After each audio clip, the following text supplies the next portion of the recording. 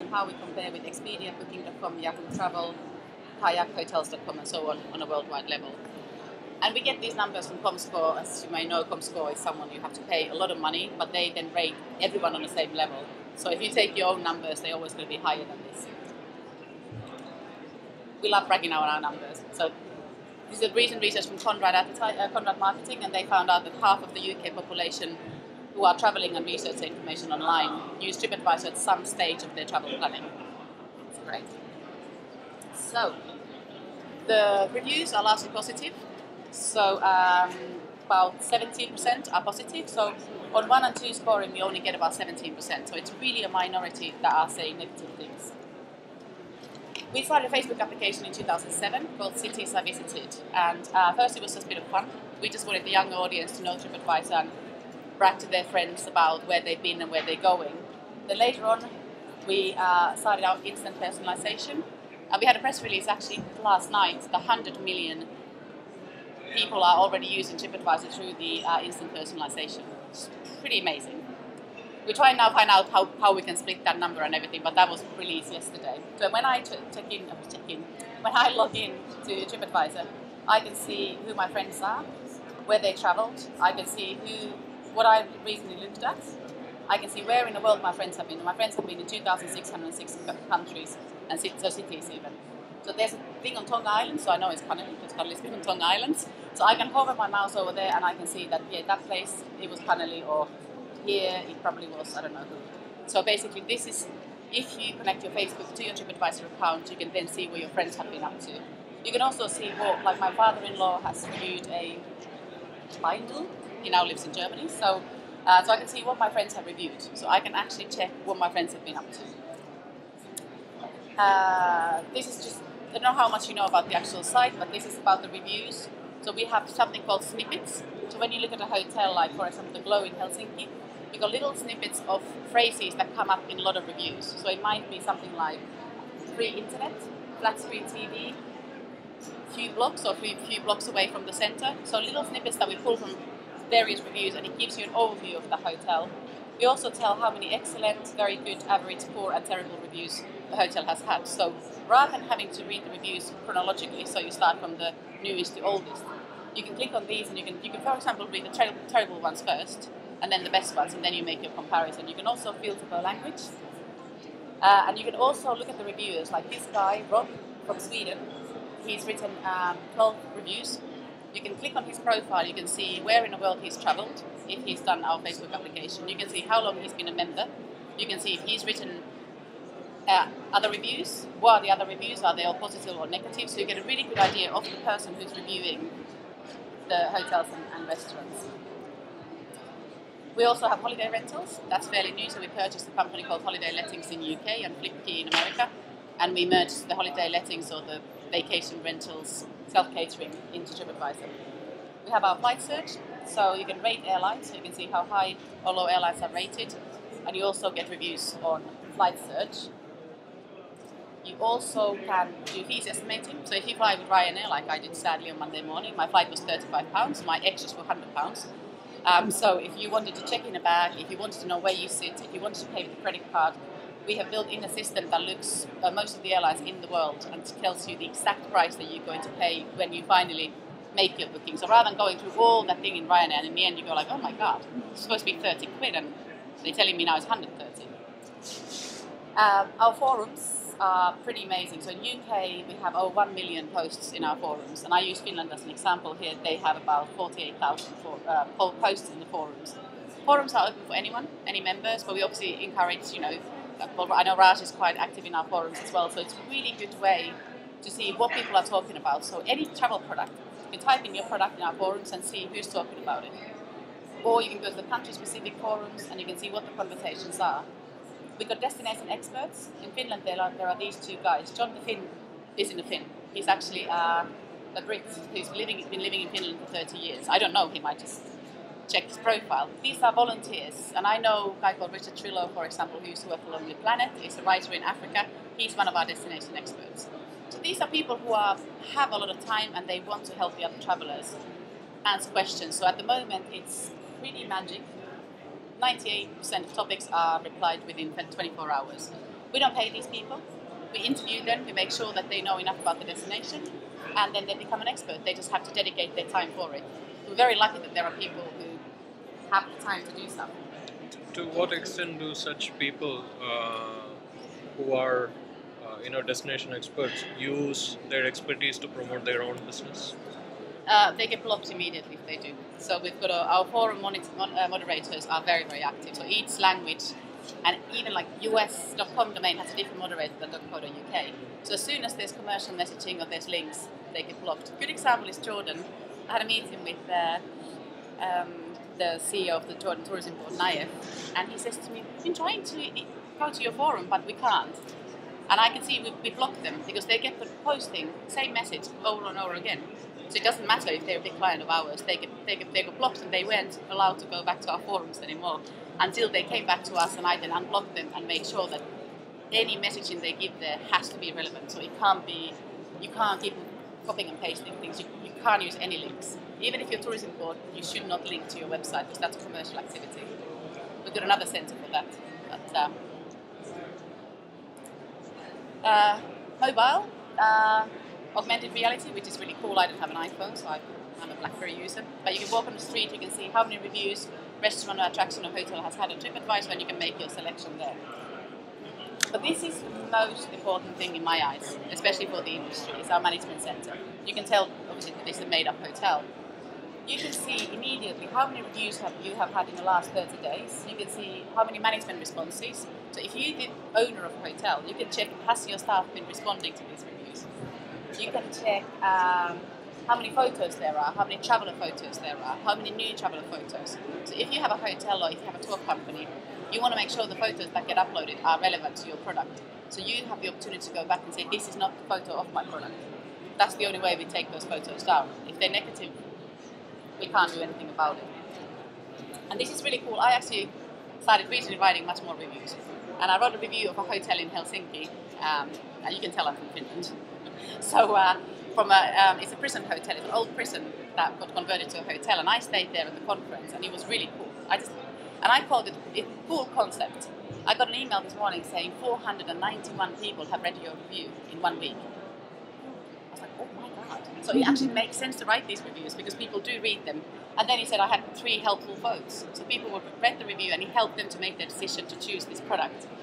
So as I know, Raj is, for example, doing handing over cards, asking people actively to go and review the product on TripAdvisor, because it just means that the more reviews you get, the more information is there, and it also helps your popularity listing, which we can't talk too much about, but the top 10 reviews, top 10 attractions, restaurants or hotels are based on our algorithm that calculates how new the reviews are, how good the reviews are, and so on.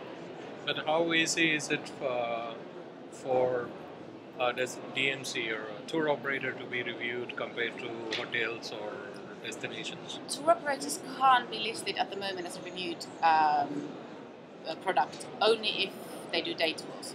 So that is the current rule. So as a tour operator that offers packages, you can be listed as a resource, but then you can't be reviewed. So you can be there, but there is no centre for that. So it's only day tours that we count the day tours are part of things to do and attractions. There isn't really a huge difference. I mean, you rate the experience. So in a hotel, yes, the bed is an important thing, but it's the whole experience when you walk into the hotel or when you start your, book like a local. The moment when you walk in and meet the person who's going to be teaching you to cook or who's going to be in reception checking you in, that's the moment when your experience starts, and it goes throughout the whole experience and you come back. So I don't know if that helps. But well, one of the problems that our travelers face is we sometimes tell them, they send us great feedback to us, then we tell them, okay, one is it's great to hear the feedback from you, but it's also good if you could socialize it, say post it on Facebook or Twitter or whatever. And most people, the 60 plus crowd that travels with us, they just have a Facebook account which they used to connect to a small crowd of people. And we tell them, okay, why don't you guys go to TripAdvisor and post something? And they always find it difficult to find where do I go, where do I post. That's always a problem with the TripAdvisor website. And the reason is we're trying to make it as consumer friendly as possible. So when you go to TripAdvisor, it's not the easiest site to find where you write a review. Because if we start promoting, we start advertising, when you become a member, join TripAdvisor now, about 7 or 8% of our users are members. So it's a huge percentage. I think like 90% of people who use TripAdvisor never become a member. They there just to take the information and utilize it, but they don't go sharing. So, and we haven't actively gone after people to make them members. So that's a good feedback to know, though. So I'll chat to our members department, because obviously we want new members, but we don't want people to feel like you can't use TripAdvisor without being a member. Yeah.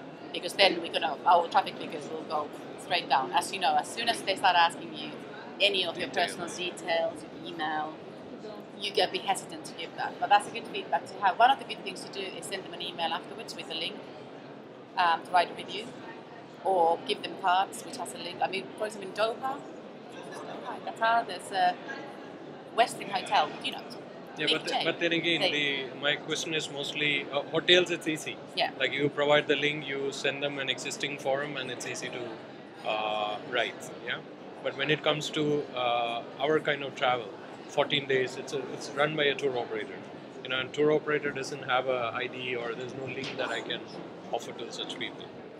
So if they want to write about their experience in Kerala, and then they mentioned, because we did get a couple of feedback like that, where travelers, they travel with us and they highly recommended us, and then we started seeing increase in inquiries during certain days, and then we went on and figured out that okay, it's all coming because there was a recommendation on TripAdvisor, but that doesn't happen all the time.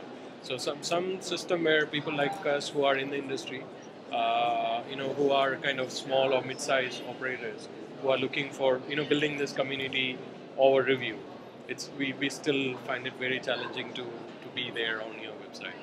Yeah, I don't know if there's a plan to change it, because we have a lot of questions about why do I have to have a day tour to be able to be listed on TripAdvisor.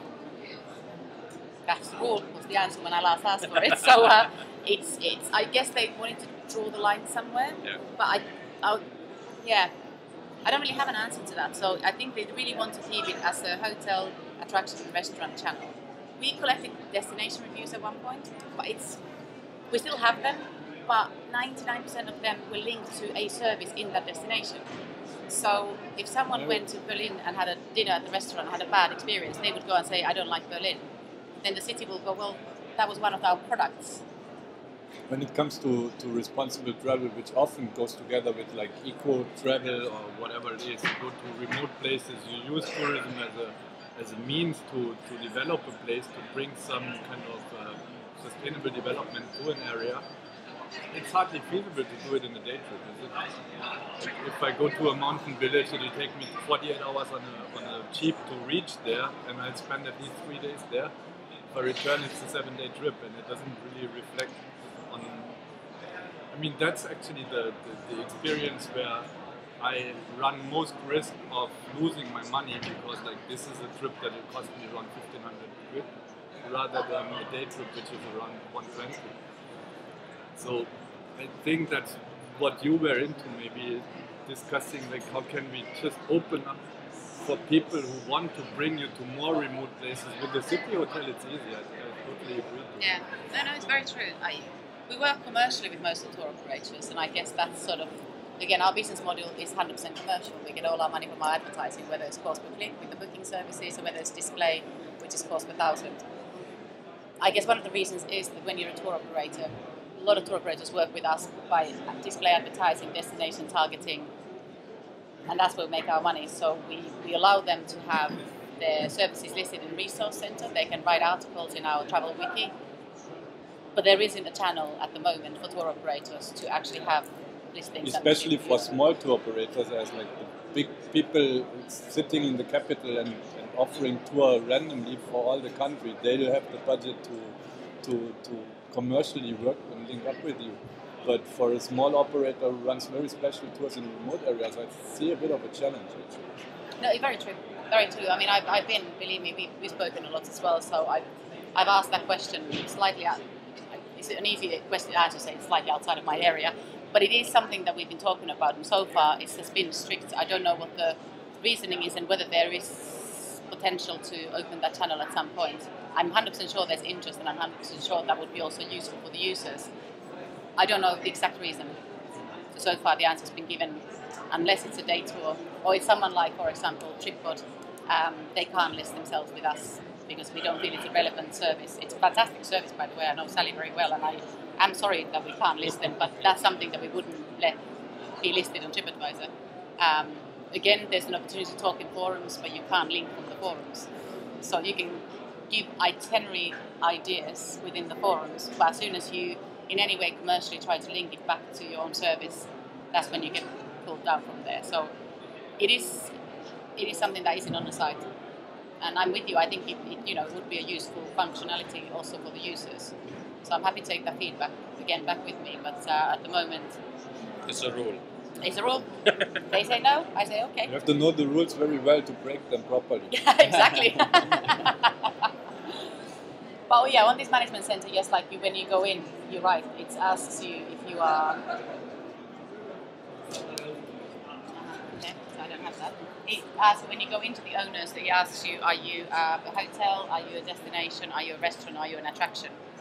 And if you then go under attractions, it has a whole guidelines where you have to qualify as an attraction, and then it allows you to build your profile. And we, for example, with social tours, the listing changed several times because it's Cook Like a Local was a fantastic product in there. But if you then want to grow the business as social tours, if you have day tours, which they do, was good because then you could list yourself as a company, and below that you can give a description of your tours. But equally, I know not all tour companies will have day tours, so it's a bit of a catch-22. But I hope it will change one day. I don't have any information that it would, so I can't really... How do you register yourself as a destination? What does that mean? When you go to the owner center, if, for example, it's surprised I don't... Where do you do that day tours on this? It's under the attractions, so basically... Because we have certain day tours. So then you Yeah, can. we have. Yeah. Let me just try to find one. I do apologize. I thought this was more like conversational, but I got a lot of slides. There you go. I will use actually the one I just used in the summit. There you go. So this is where you come when you go to the owners center. So these are your options. So either accommodation, holiday rental, restaurant, or attraction. And when you click on attraction, if we are live, then I can click on an attraction, and it gives you a list of restrictions for you being an attraction, what you need to fulfill. It's a very similar thing as for example, hotel versus specialty lodging. What do you have to have in order to be a hotel? And we use a lot of sources for that. So this is where you would go and list. You would click that I'm an attraction, then you read the guidelines, and then you list yourself as an owner. And then it will give you, this is now, I just actually met Armenia, so it gives you all this information of, do you want to put TripAdvisor content on your site, or do you want to put your content on TripAdvisor? So if you manage to get your company there, so if you have day tours, that's not a problem. You can then start putting photos, videos, you can start writing traveler articles, you can communicate in our forums.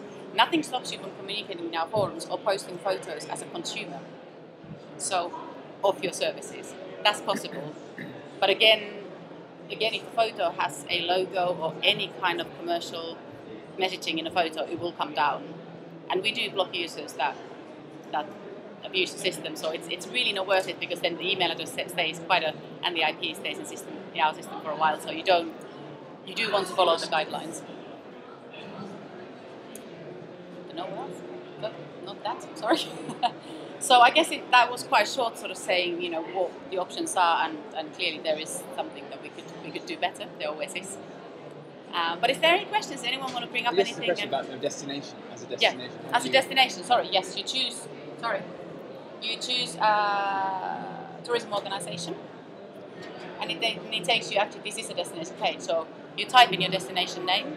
So let it be, I don't know, Armenia, Helsinki, Berlin, Brandenburg, and it then takes you to the own page, and then you can claim that destination for you. You say I'm responsible for promoting this destination. So it tells I am an official tourism board. So then your account is called the National Tourism Organization of. That doesn't really roll easily off the tongue, but like Helsinki calls themselves Visit Helsinki. We know the email address goes to the Helsinki Tourism Board. We know they're the official authority, and then they can start posting stuff as a tourism organization. But there is like some means of, say justify those accounts, right? Like as you said, you know that the Helsinki side goes to the tourism board. Yeah, we see that from the email. Yeah. But you do prove that. Just check it. Again, Because, very. like, if I go on the site and I create this, I mean, I'm from Munich, so let's say I'm going to say I'm from Munich, but I'm in no ways any official. So how does that get checked? If I just, the way you just presented it, it sounds very easy. Like I put on the details and whatever, but there has to be some means of checking, no? There should be. There, to the limit there is that I head up a team for destinations, so we know most of the destinations. By no means do we know everyone. We don't have an official system. So like you're a tour company, you have to either tick a box and say you are the owner and give your credit card details, or send the deeds that you are the owner of the company. You have to do the same thing for the hotel. The tourism boards, we don't have that at the moment. So we do run a lot of checks, and my team does that especially. So if we can see that someone starts posting photos as Helsinki and it's not Visit Helsinki, for example, it will sooner or later come up. And obviously it's in our guidelines. So when you join up as a member, when you open up an account, you will have to basically tick all the boxes, and you have to tell who you are, who you work for. Are you doing this as a consumer, or are you doing this as a travel professional? So there's, in legal issues, you shouldn't be able to do it. But if you want to go there and you want to post photos of us in Armenia, you can.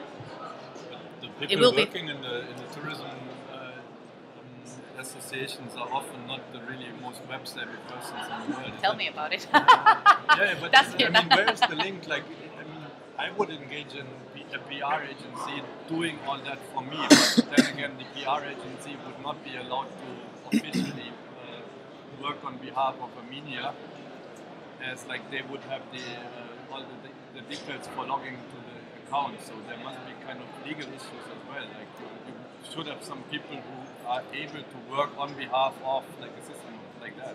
I had that actually from a Greek island. I had that question. It was hoteliers, though very, very small hoteliers who didn't speak the language. Now we have a Greek site, but back then we didn't. And they said, we need to get our information out there. Obviously they didn't say that because I don't speak Greek. Their representative said that. And she said, I'm the only person who sells these hotels internationally. And that if you can get a letter from those hotels stating that they allow you to be the person, officially we really don't like that because that fights against all the privacy issues on the site. Right. But if we have that and treat that as a case-by-case study, so I could then go to the head of our business listening, our T4B, TripAdvisor for business, and say, I've spoken to this lady, the hoteliers need to work with us, they don't understand the language. Can this person work on behalf of them? So in some cases it's okay. So, but you actually manually peer review all these things, which is good. It is, yeah. Yeah, there are people out there who proud themselves of running a site called Austria on Facebook, and it actually has 10 times the numbers of people registered than the official Austrian site. Yeah. Just because they were a little bit faster and they had the better domain. And there were a lot of people buying domains. I mean, there was this guy who bought all this Ministry of Tourism in Italy. He bought every single domain he could think of and then sold them back to the ministry. There are a lot of people who did that, and there's a lot of these conferences you go to and say, do you own, let's say you have, I don't know, Visit Kerala, for example. Do you own that domain name? Does someone else own that? When you type your destination in there, how high do you rank on? I don't like error messages. How high does your site rank? Because when I started 3 years ago on TripAdvisor to build the destination team, it was very intriguing to go and find destinations and see. And very often I was ages for a site thinking that's a tourism board site, and it wasn't. All of a sudden you realize this is a commercial entity that claims to be the official tourism board. So again, there's a point that we actually had a discussion with our PR on Monday about, as a destination, how can we verify that? What kind of system should we use in there? Common sense is one of our good answers, but everyone... Which is not so common. No, and not everyone has it. Exactly, yeah, common sense is not that common. I think I'm going to use that. Okay, I believe in copy left, so you can use it. I trademark it, I source it back to you. Yeah. So it's okay because I'm being appointed to represent a district in Indonesia for responsible tourism. I know they would never get on to the internet and promote this district. But so it's okay for me to approach you and say, here's a letter from the authority there, saying this is one way to do it on a non-commercial basis, but just promoting the destination. Yeah, no, definitely. That's the way to go. Yeah, that's absolutely fine. Yeah. That's absolutely fine. I'm sure there's going to be a verification process at some point. Yeah. I mean, it was actually only really discussed 2 days ago properly, because we haven't really seen any abuse in there, because the destination, the only thing we were trying to do with the destinations, which is quite interesting, is showcase to the destinations how amazing quality images and videos you get from the consumers, and how you can then approach those consumers and ask if you can use those. So sometimes they actually, you're videoing this, sometimes they actually can be nicer than the actual, because as a company you get very stuck up taking certain kind of images, because that's how you see your company, because it's your company. You don't see the points because of all the trees. Exactly. So, and then someone comes and experiences and sees it with new eyes. So I think that's why the user-generated content is so cool, because that's how that person sees it. So I remember our test that was before I joined TripAdvisor. We were in Istanbul at the Hotel Sofa, and we both wrote a review. That was the first review I ever wrote at TripAdvisor, 5 years ago or something. Yeah. So I was still working somewhere completely different, and we both went there and we read each other's reviews and we laughed, because I was on a business trip. My review was very business-like. These are the things, and she was on holiday. So you reviewing the spa and the balcony, and I don't know, the bathrobes were so fluffy. I was like, internet was great. And it was completely different. Like, these things that mattered to you were so different than mattered to me. And I think that's another thing, seeing like a business review or seeing a consumer, like a pleasure review. And you can also filter with those, or family review, or singles review, or couples review. It's quite cool. Any other questions? In this TripAdvisor, I had a very interesting. Last week there was a consumer traveling in North India and checked into a small hotel in Delhi. It's close to that, what I was sharing with you. Now on the TripAdvisor, all the comments are excellent. I have personally seen it. I'm taking a flight and an SMS comes in the midnight. Come on, Sandeep, you have given me a hotel. So, and there is the electric is not working, the diesels are not working. Shocked myself. Can't be, because I have personally seen it. TripAdvisor also gives a high recommendation. Out of 5, every 7 or 8 posts are there, everything is perfect. This lady is around 62 Brit, so I immediately text her back saying that TripAdvisor. I don't know this TripAdvisor, all this is made kind of situation. I am seeing this room has no geyser working. So we made the owner woke up in the midnight and go across. The next day our dinner was arranged for them.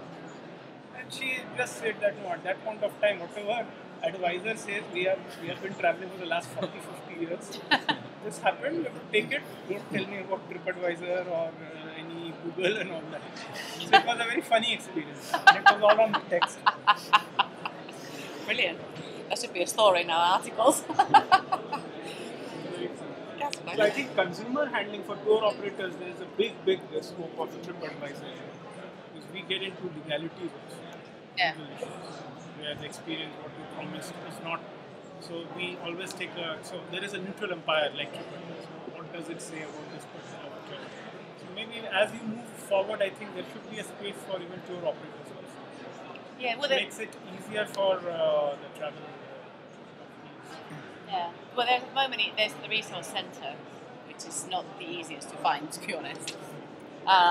That's the only place where you could list yourself as a resource. But then, you can't actively promote yourself because you can't get reviews, and I don't think you can even attach at the moment any images to resources. It always has to be a business listing. But I'll chat now. The guys are here from our business listings department, so I will ask a question and give the answer to one of these guys. The troublemakers. Yes. The troublemaker. But yeah, I think had it's a some really good question, comment. right?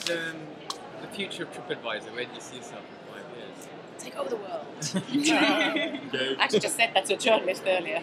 Probably shouldn't have. That's after the next Russian elections, is it? Well, I think one thing we get asked all the time, are we going to become transactional? The answer is no. At least at the moment. We want to remain who we are, because going from where we were 12 years ago where we are now, we're clearly doing something amazingly right. So we want to remain the world's largest travel site as a user-generated content platform. we're strengthening our relationship with the industry on a more macro level. So we are working very well with hotels at the moment. They can already link to their own properties and everything on TripAdvisor. Not everything has to go through our big partners, such as commercial partners, such as Booking.com and so on.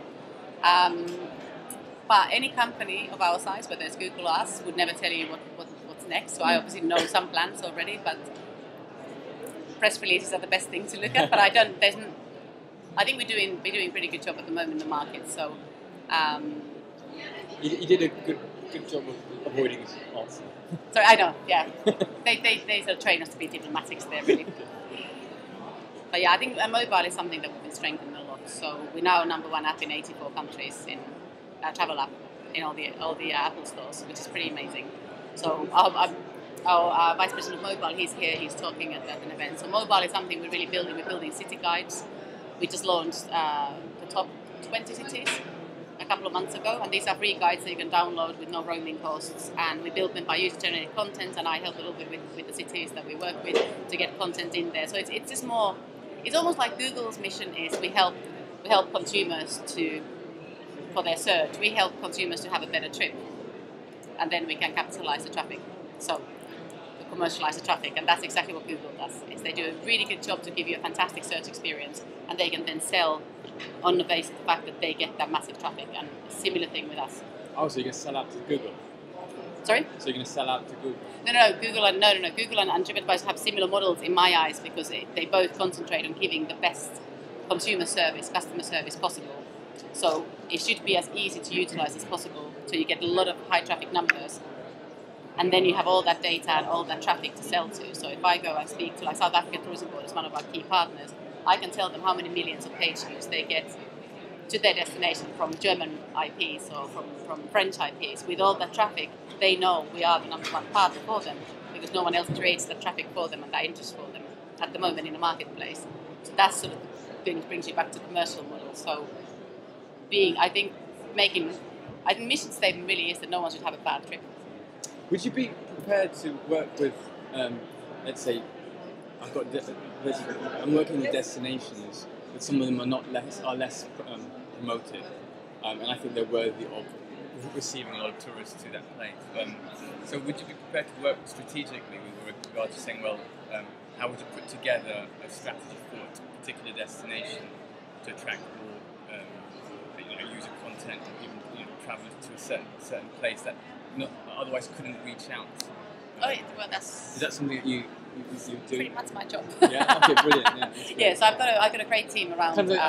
I work with kind of the underdog destinations, little districts and regions, and we look at piecing together kind of key responsible tourism itineraries, which we think as an alternative form of tourism can kind of go against some of the mainstream tourism and kind of pick a fight. So we need some of that kind of savvy strategies to be able to pierce the internet well.